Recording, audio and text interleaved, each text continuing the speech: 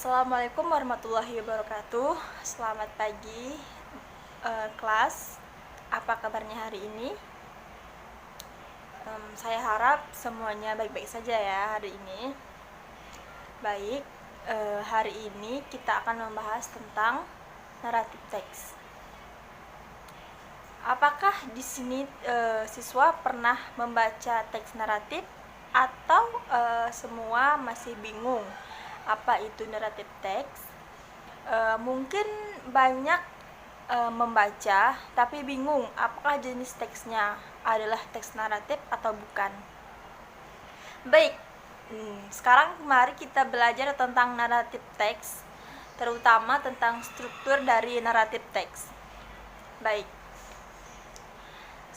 naratif teks adalah teks naratif adalah cerita non-fiksi yang dapat berupa dongeng, mitos, cerita rakyat, cerita binatang, dan sebagainya. Lalu, apa bedanya dengan recount text? Teks naratif itu lebih merupakan cerita non-fiksi atau fantasi. Sedangkan teks recount adalah cerita non-fiksi yang benar-benar terjadi. Oh ya, jangan lupa, teks naratif hanya digunakan untuk menghibur pembaca. Oke, nanti kita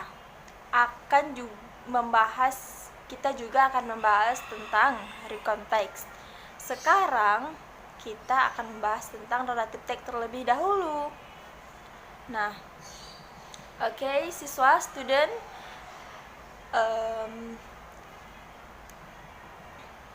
sebuah teks naratif itu memiliki ciri-ciri atau kebahasaan sebagai berikut. Yang pertama, menggunakan simple past tense. Yang kedua, menggunakan konjungsi atau kata penghubung. Yang ketiga, menggunakan kata kerja tindakan. Yang keempat, menggunakan banyak kata keterangan waktu, misalnya pada masa lalu, masa seperti itu ya. Dan biasanya ada dialog. Nah, Miss ada video, silahkan Anda tonton. Dan nanti di akhir sesi Miss akan bertanya karakteristik apa saja yang terdapat di video. Nah, silakan ditonton ya teman-teman.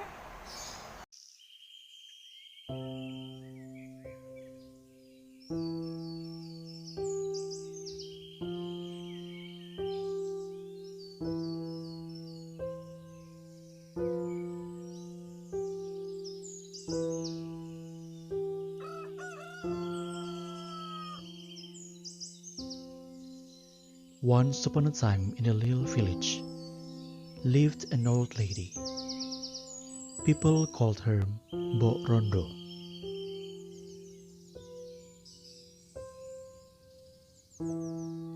She lived alone. Her husband had passed away.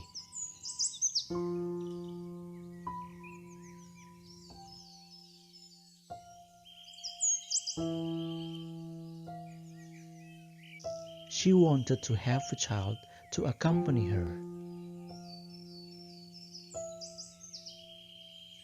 She thought that having a child would make her happier.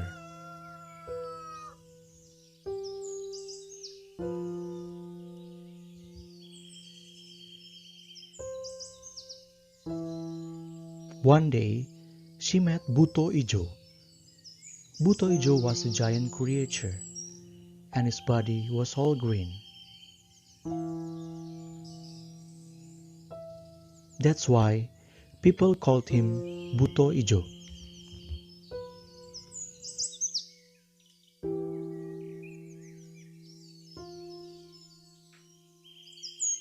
Buto Ijo gave her cucumber seed.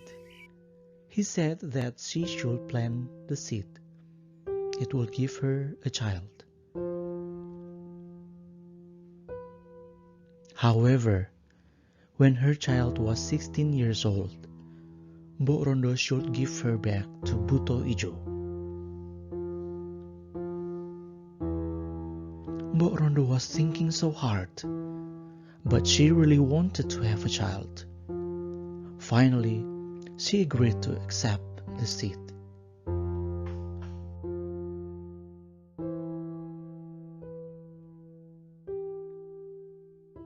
After arriving home, Mbok Rondo immediately planted the seed. She really hoped that the seed would give her a child.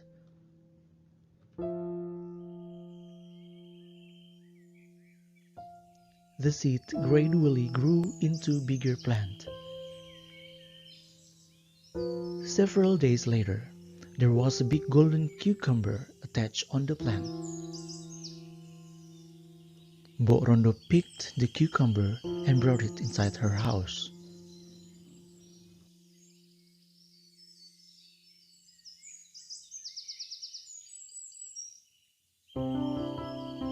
She carefully opened the cucumber. Surprisingly, there was a beautiful baby inside the golden cucumber. She was really happy and grateful. She promised herself to take good care of the baby. She named her Timun Emas because she was found inside a golden cucumber.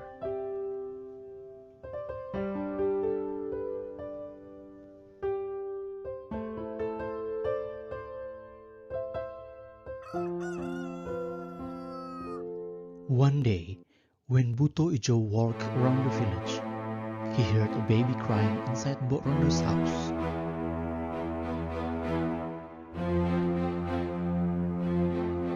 He then reminded her that he would take the child back when she was 16 years old.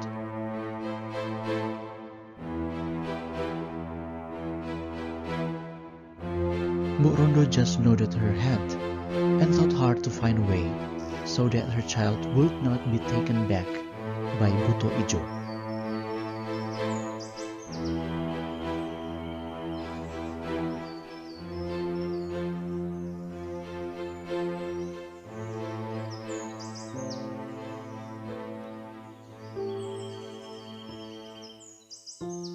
Timun Emas grew up and became a beautiful girl.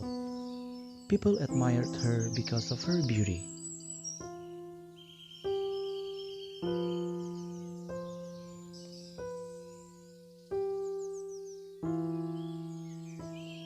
One early morning, on her 16th birthday, her mother told Timun Emas the truth about her. Timun Emas was confused. She could not understand what was happening. Again, Mbok Rondo explained everything until Timun Emas understood.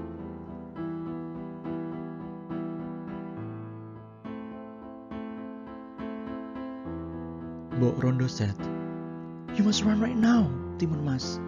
He will take you today. Bring this shrimp paste and needle as your weapons."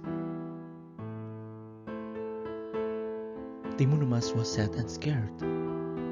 However, she obeyed her mother's words. Then they heard Buto Ijo approaching their house.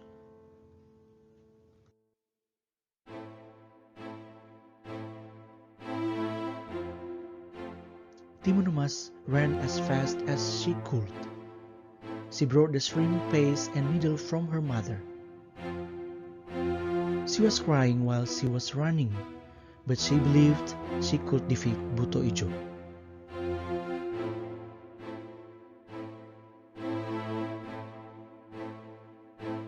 Buto Ijo saw Timun Emas running.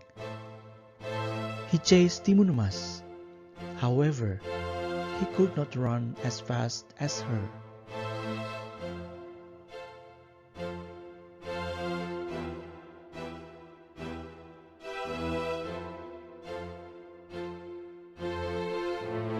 When Timun Emas was tired, she took a rest for a while under a tree.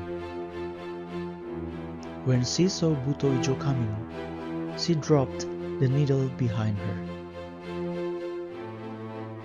Magically, the needle turned into many bamboo trees that blocked his way. He could not pass the trees easily because his body was huge, but slowly, Buto Ijo could chase Timun Mas again.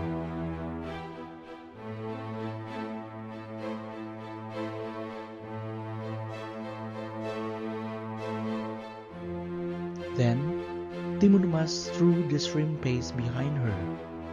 Again, something magical happened. The shrimp paste turned into mud. He stepped on the mud and it sucked him into the ground.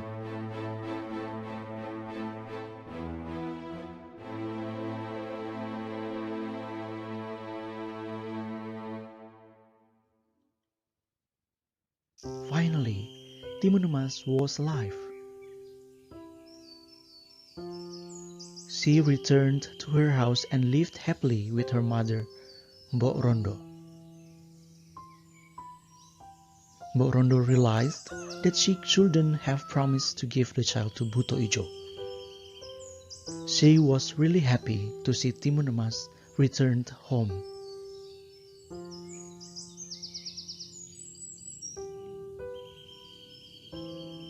If you help other people, don't expect for a return. And don't make a promise if you can't fulfill it.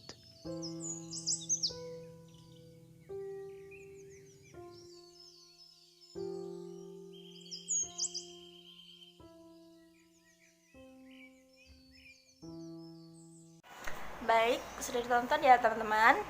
Nah, sekarang Miss tanya, apa karakteristik yang terdapat pada cerita tersebut? Baik, nah di salah satu ciri khas teks yang terdapat pada kalimat Alkisah ya, ada seorang janda bernama Mbok Sini yang tinggal seorang diri. Nah, itulah salah satu ciri khas penggunaan simple past tense ini.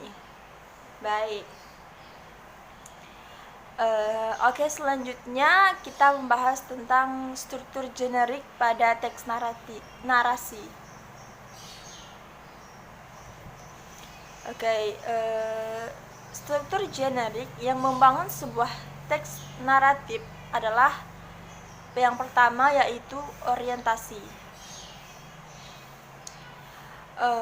Orientasi adalah bagian awal teks yang berisi pengenalan tokoh, tempat, dan waktu cerita.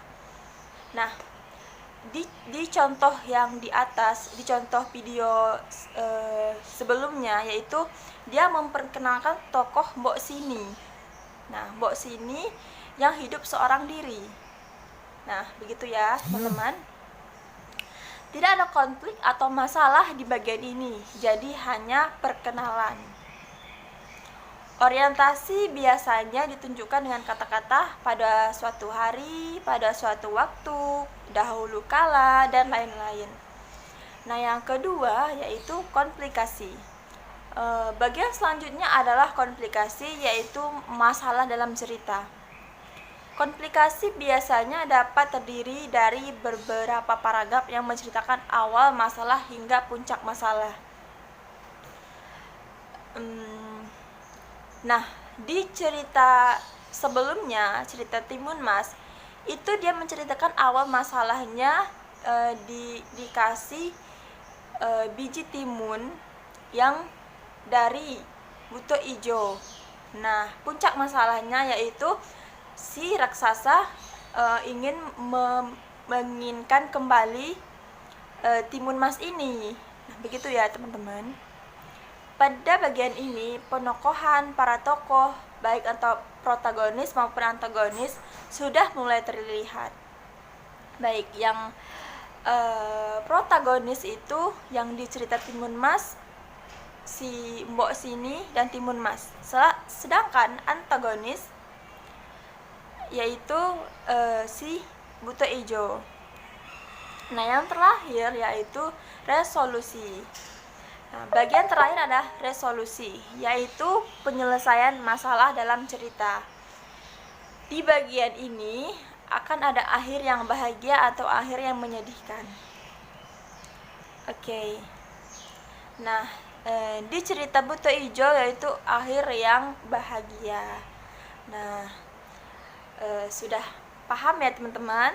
Saya harap Anda bisa mempelajari lebih lanjut, dan silahkan di searching terlebih dahulu, di searching lagi.